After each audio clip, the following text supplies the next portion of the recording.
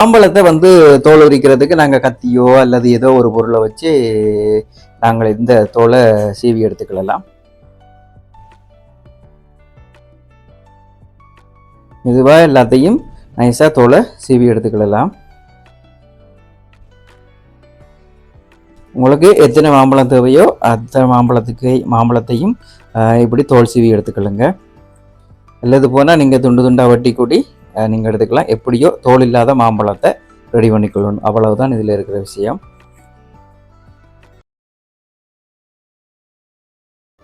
சரி, இப்போ வந்து நீங்கள் பார்த்தீங்கன்னா மாம்பழத்தினுடைய தோலை உரிச்சிட்டோம். சரி, இப்போ இந்த மாம்பழத்தை கண்ட துண்டமாக வெட்டி மிக்சி ஜாரில் போட்டு நல்லா இதை எல்லாத்தையும் அடிச்சு எடுத்துட்டு வந்துடுவோம்.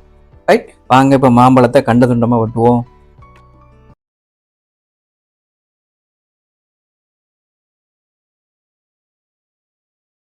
சரி, இப்போ மாம்பழத்தை வந்து கியூப்பாக நாங்கள் எல்லாத்தையுமே கட் பண்ணி எடுத்துட்டோம். எடுத்த மாம்பழத்தை ஒரு மிக்சி ஜாரில் போட்டு நல்லா எல்லாத்தையுமே வந்து கூலாக அடித்து எடுத்துக்கொள்வோம். தேவையான மாம்பழத்துக்கு தேவையான அளவுக்கு நீங்கள் மாவு சேர்த்துக்கலாம். நாங்கள் 2 மாம்பழம் தான் நாங்கள் இதில் சேர்க்குறோம். பார்க்கலாம் எப்படி வருதுன்னு. எடுத்து மிக்சி ஜாரில் போட்டுக்கலாம்.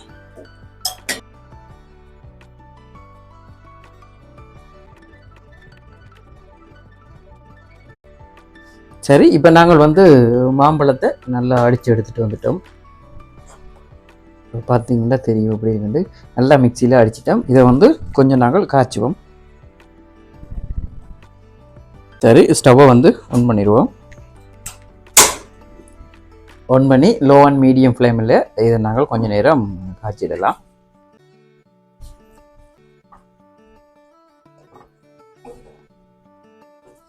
இது வந்து நல்லா பனங்காப்பானை மாதிரி காய்ச்சி போட தேவையில்லை. ஓரளவு சூடாகினா இது உங்களுக்கு போதும். இந்த பனங்காப்பானை தான் காய்ச்சாட்டி போனால் காரைக்கொண்டு இருக்கும். அதால் தான் நிறைய காய்ச்சிறது. இது வந்து அப்படி இல்லை. ஓரளவு எங்களுக்கு சூடாகினாலே உங்களுக்கு போதும். சரி, ஸ்டவ்வை வந்து இந்த நேரம் ஆஃப் பண்ணிடுவோம். சரி, இப்போ நாங்கள் இதில் மாவை சேர்த்துக்கிடலாம். மாவு வந்து தேவையான அளவுக்கு நீங்கள் சேர்த்துக்கிடலாம்.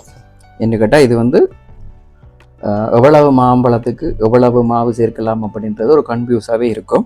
அதுக்கேற்ற மாதிரி நீங்கள் வந்து சேர்த்துக்கலாங்க. நான் இந்த கப்பில் ஒரு 3 கப் அளவுக்கு சேர்க்கிறேன்.